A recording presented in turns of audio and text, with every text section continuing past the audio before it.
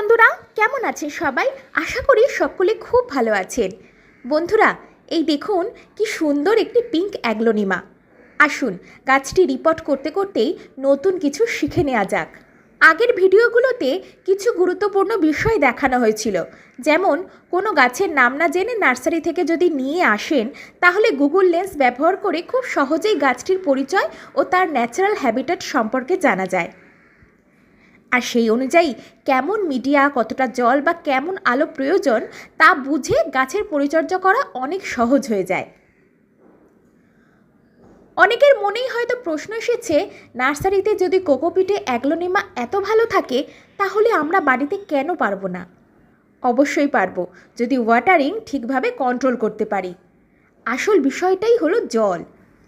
Aglaonema এমন media পছন্দ করে যেখানে হালকা স্যাঁতস্যাঁতে ভাব থাকবে, কিন্তু মিডিয়া চপচপে ভিজে থাকবে না।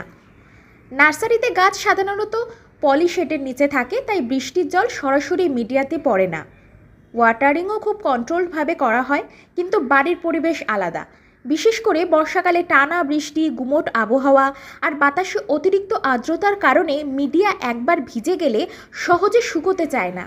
তখন কোকোপিট বা কোকোচিপ দীর্ঘ সময় ভেজা অবস্থায় থেকে যেতে পারে, আর প্লাস্টিক পট হলে ভেতরে ময়েশ্চার আরও বেশি আটকে থাকে। ধীরে ধীরে রুটসের কাছে জল জমে রুট রট শুরু হতে পারে।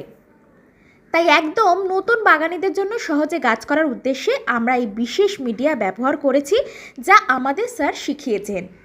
এমন একটি মিডিয়া যেখানে অতিরিক্ত জল খুব সহজেই বেরিয়ে যাবে, আবার প্রয়োজনীয় ময়েশ্চার কিছুটা ধরে রাখবে। সেই কারণে মিডিয়ার সঙ্গে কাঠকয়লা ও সিন্ডার মেশানো হয়েছে। সিন্ডার এক্সেস জল বের করে দেয় এবং রুটসের এয়ারফ্লো বাড়ায়।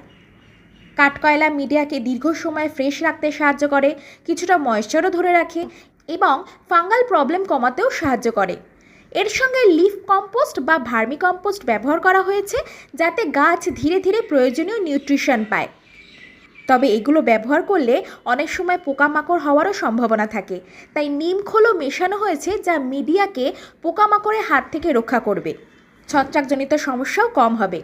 এছাড়া ট্রাইকোডার্মা ও মাইক্রোরাইজাও ব্যবহার করা হয়েছে, যাতে মিডিয়াতে উপকারী ছত্রাক ও অণুজীবের পরিমাণ বাড়ে এবং রুটস আরও হেলদি থাকে।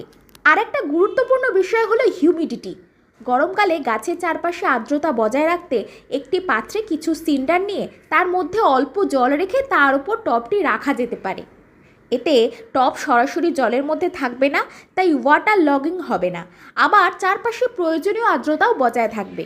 আর গরমকালে গাছকে মাঝে মাঝে ভালো করে স্নান করিয়ে দিন। এতে পাতার ধুলো পরিষ্কার হয়, গাছ কিছুটা ঠান্ডা থাকে এবং অনেক বেশি ফ্রেশ দেখায়। ব্যাস, এইটুকু করতে পারলেই দেখবেন খুব সহজেই গাছ অনেক ভালো থাকবে।